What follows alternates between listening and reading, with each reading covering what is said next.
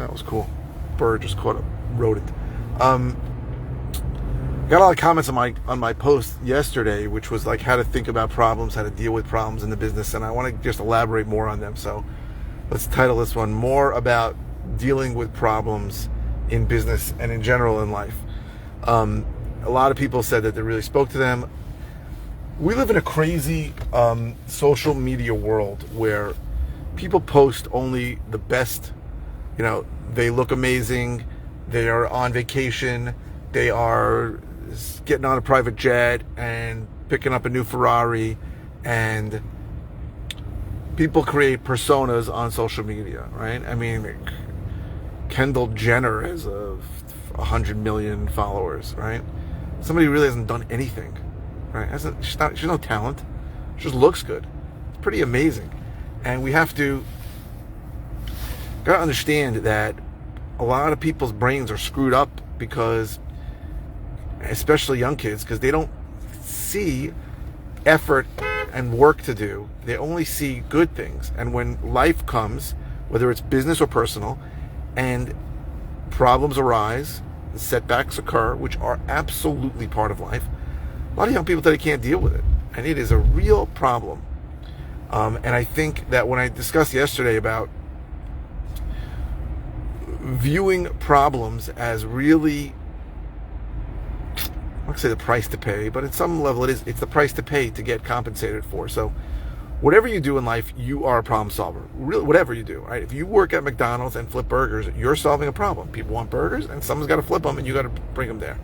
If you are a sanitation worker who cleans up garbage, you're solving a problem, because if you weren't there, I guess someone else would, but if nobody did it, we'd have a big problem because the garbage would pile up and things would get unsanitary. Whatever it is you do, you are a problem solver. So what we think, because we view Jeff Bezos and Elon Musk and all these, and Mark Zuckerberg, and we think these guys just had meteoric rise, or Kendall Jenner. Maybe Kendall Jenner is an exception because she really didn't do shit, but even she, I'm sure, probably has issues and problems and has to deal with it, things, despite the fact that she doesn't do anything.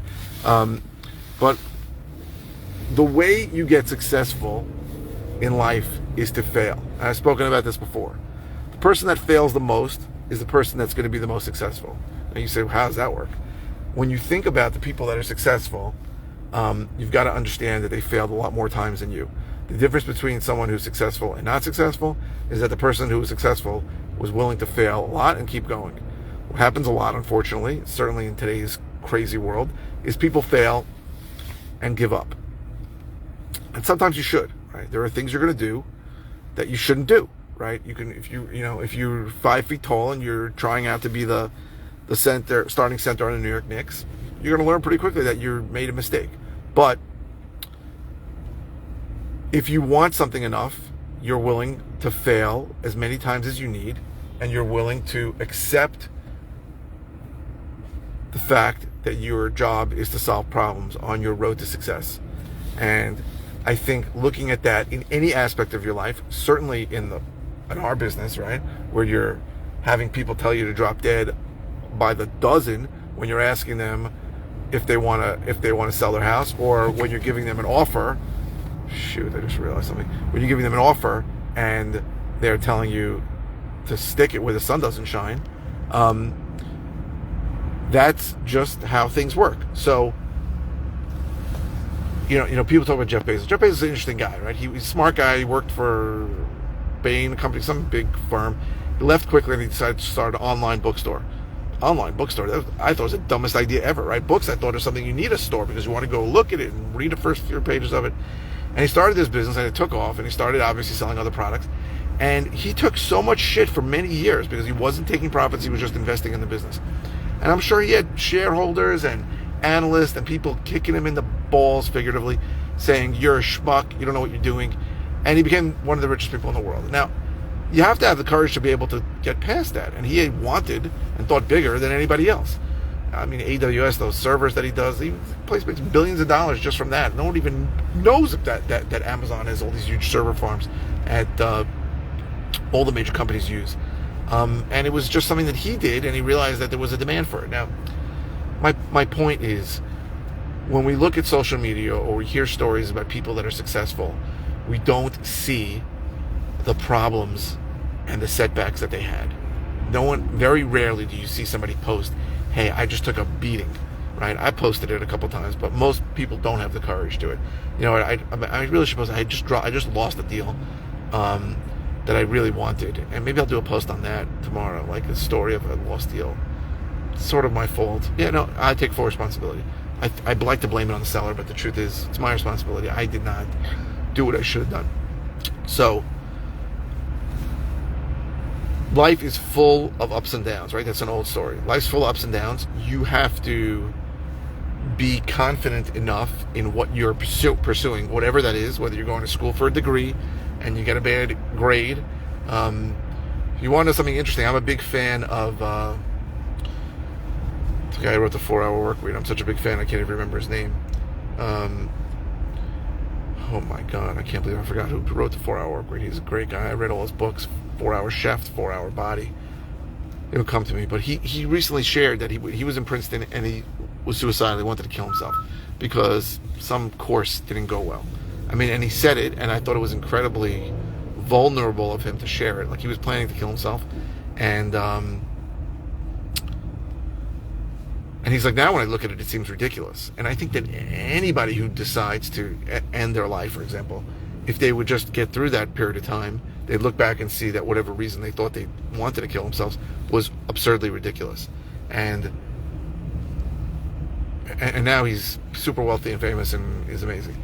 So the point is that whatever you're going through, and I've had some low times in the business, and I had people who helped me. Whatever you're going through, you're going to get through it. You have to look at it as a temporary setback. You need to look past it. I am good at looking past temporary setbacks. Like, I lost this deal that I really wanted for a bunch of reasons. When I post, I'll talk about why. But I know that there'll be other deals, right? And when you look at the business, and when you're starting and you lose like your first deal, it sucks. But you have to believe that there are other deals out there, and that your marketing is going to work, and that the systems work, and that you're going to be successful at it eventually. But sometimes I think I'd be a much more wealthier coach if I would just lie to people and tell them, in 6 months you'll have a deal. It's very rare, right? A good thing happened yesterday. I got a guy his first deal and gave him his check today. So that was always great. I prefer giving guys their first check. That's probably the happiest, the thing that makes me the happiest, because I can see, I can't always see, but I know that in their brains, the entire business just changed once you get your first check, because now you believe it can be done. And this guy worked for a year, coaching student, and just got his first check. It wasn't a huge check, it was a 5-figure check, but small 5 figures. And I know that this guy's going to do like 3 or 4 more deals in the next 12 months, because now he knows it can work. So I guess dealing with problems is part of life. Nobody goes through life without dealing with problems. Everybody has different problems. You don't get to see people's problems. Most of the time, you only get to see their successes. And I think you need to understand that setbacks are a part of life, and we learn a lot from our failures and our setbacks.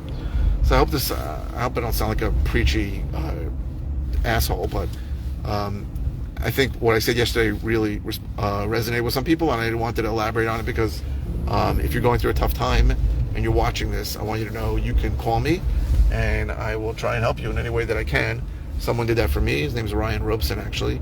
I called him at a time where I was breaking up with my partner, and cash flow was an issue, and I was really panicking, and he helped me out a lot.